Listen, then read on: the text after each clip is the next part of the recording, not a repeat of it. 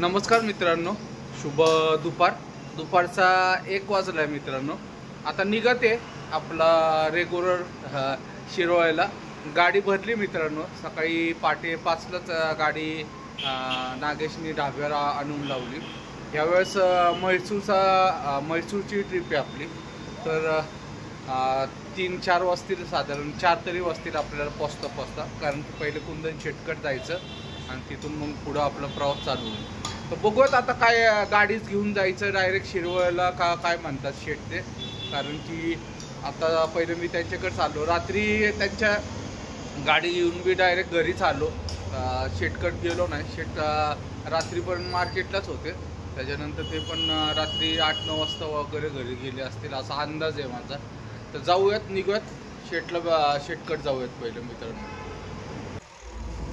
मित्रांनो 4:15 वाजलेत. आलोय आम्ही आता गाडीच्या इथं. मागं गाडी दिसते. भयानक ऊन होतं. शेटच्या घरी गेलो, शेटला घेतलं. मध्ये आधी जरा 2 जागी थांबलो कारण की उन्हाच्या झाडा एवढ्या बसत होत्या. त्याच्यामुळं एका जागी ऊसाचा रस प्यायला थांबलो आणि एका जागी पाणी पिण्यासाठी थांबलो. 1-1 लिटर पाणी पिलो अक्षरशः, एवढी ताण लागली. गाडी जरा धुवते आतून, साफ करते. ते मशीन आणलेली आपण वॉशिंगची, ते लावून जरा होतं टाकीला पाणी वगैरे. मागं दिसती टाकी. मोठं कमीत शो वगैरे धुवावा आणि आतून जरा गाडी घाण झालेली, तर आतून जरा हे करावं. कटिंग करायची होती या ट्रिपला, पण कटिंग काय करायला वेळच नाही भेटला. कारण की काल रात्री घरी गेलो आणि सकाळी तर आता उठून निघालो परत दुपारी. त्याच्यामुळं काय वेळच नाही भेटला. आता पुढच्या ट्रिपला आलं की 100%. कारण की केस नको वाटतात. एकतर आंघोळ नसते 2-2, 4-4 दिवस मध्ये आपल्याला, आणि त्यात केस ठेवायचं की तर राडा होतो सगळा केसात. त्यामुळं बारीक करून टाकायची, एकदम झिरो मशीनच मारायची. सगळंच चकाचक व्हायचं. दाढी बिडी सगळं काढून टाकायचे. परत नंतर बघू. मागं शेतात कामं चालले. जरा पावसाचं वातावरण झालं होतं मागाशी कापरोळशी इथं आल्यानंतर, पण नंतर परत ऊन चालू झालं. तर जरा पहिलं गाडी वगैरे साफ करून घेऊयात. सीटं वगैरे इथं काढून ठेवलेत बघा. मागं 2 व्हीलरला लावून ठेवलेत. आतून सगळी चकाचक करायचं आणि त्याच्यानंतर निघूयात मित्रांनो. 5:30-6 पर्यंत निघूयात. बघा मित्रांनो, अशी मशीन घेतली आपण. त्या मशीननी साफ करणं चाललं आहे. चांगलं प्रेशर असतं बघा. काय झालं?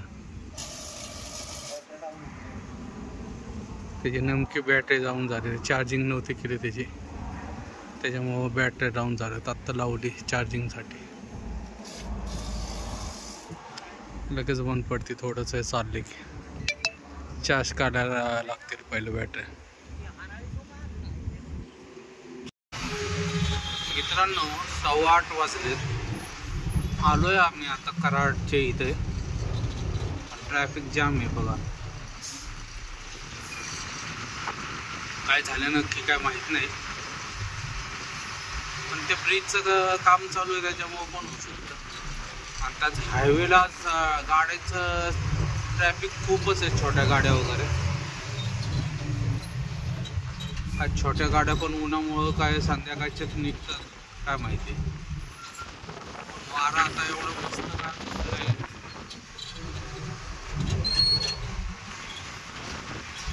जेवढ्या थांबायचं पुढं कराडपाड जाणार दत्तला.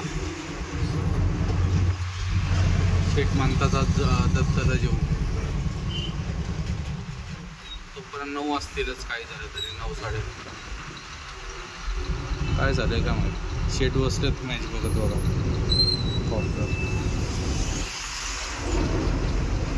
मॅच बघता का? मॅच बघण्यासाठीच येतात ते शक्यतो तरी. कंटिन्यू मॅच बघत असतात. बघूयात आता इथं किती वेळ लागतो. जरा आलं ते आता ट्रॅफिक.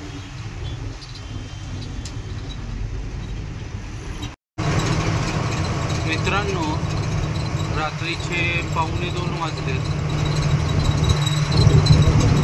हत्तरगीच्या पुढं आलोय आता मी.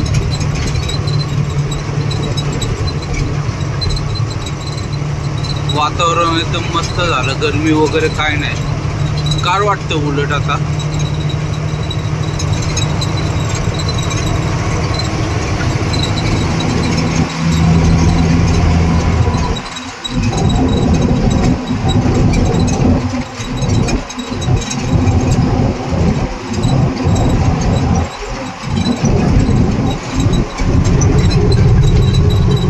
आंतरगेटच्या पुढची जी नदी आहे तिथला पूल पण चालू झाला मित्रांनो आता.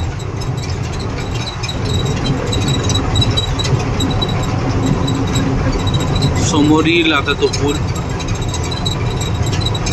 त्या पुलाचं काम बरेच दिवस झाले चालू होतं. आपण मागच्या ब्लॉग मध्ये बघितलं असेल.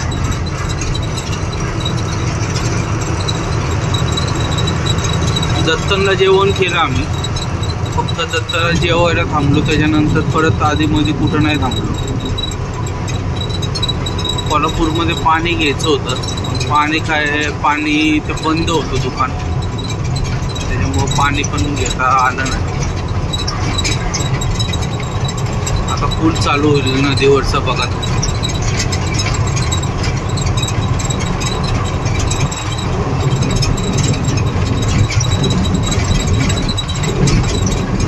पहिले आपल्याला इथून खालून जायला लागत होतं डाव्या साईडनी. आता पुलाचं काम झालेलं आहे. फक्त वन साईडच पूल आहे हा. समोरून येणाऱ्या गाड्या खालून जाणार.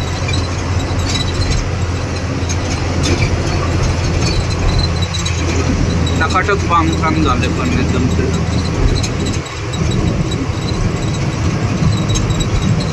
नदीचं पाणी तर आटून गेलं बऱ्यापैकी.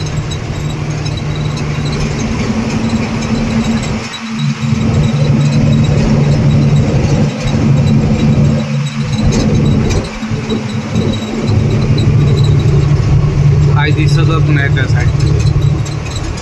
आता डायरेक्ट बंकापूरच्या टोल नाक्यावर चहा पाण्यासाठी थांबू. साधारण अजून 1 तासभर लागेल असा अंदाज. 1 तास 1.5 तास लागेल बंकापूरच्या जाताना.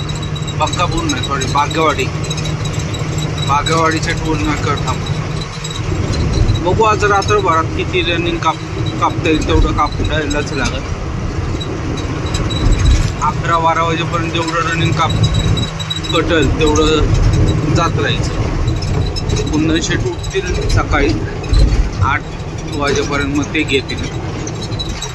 पूर्ण झालं बघा. तर जाऊयात मित्रांनो.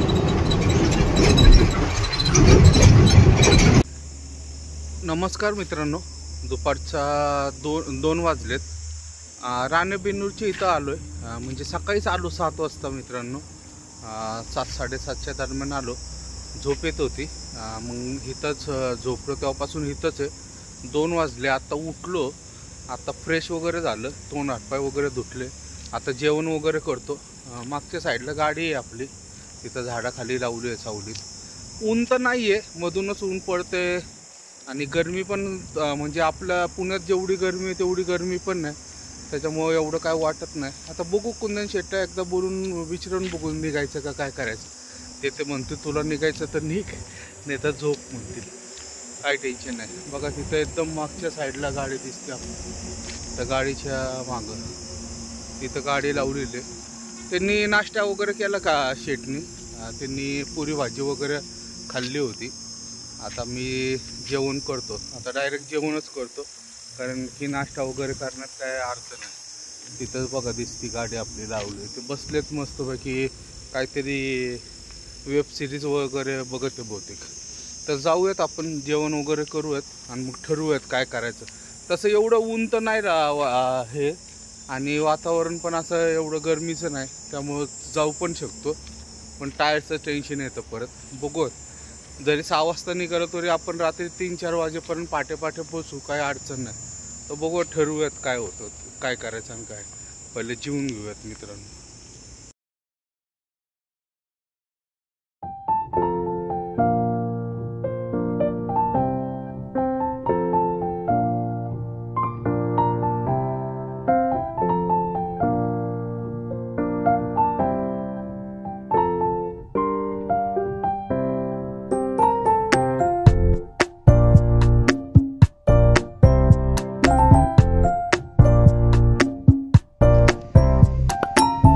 मित्रांनो, रात्रीचे 10:30 वाजलेत. आळशीकरीच्या पुढच्या पंपात आलो आहे, डिझेल फुल करत आहे जिओच्या पंपावर. मागं पण आपण एकदा दोनदा भरलेलं आहे तिथं. मागं दारग्यावर जेवलो, त्याच्यानंतर तिथून निघालो 4 वाजता. खरं आम्ही जागेवरून निघालो, राणेबेन्नूरला तिथं थांबलो होतो. तिथून निघाल्यावर मध्ये फक्त जेवायला ना एकदा चहा प्यायला थांबलो, त्याच्यानंतर आधीमध्ये कुठंच नाही थांबलो. आता रात्री बघू किती वाजतात, साधारण 2-3 वाजतील पोचता करता. आणि बघूयात आता उद्या कितवा नंबर लागतो, काय होतं आपलं ते. तर मित्रांनो, आजचा हा व्हिडिओ इथं समाप्त करतो. व्हिडिओ आवडला असेल तर लाईक, शेअर आणि सबस्क्राईब नक्की करा. शुभरात्री. जय महाराष्ट्र, जय हिंद.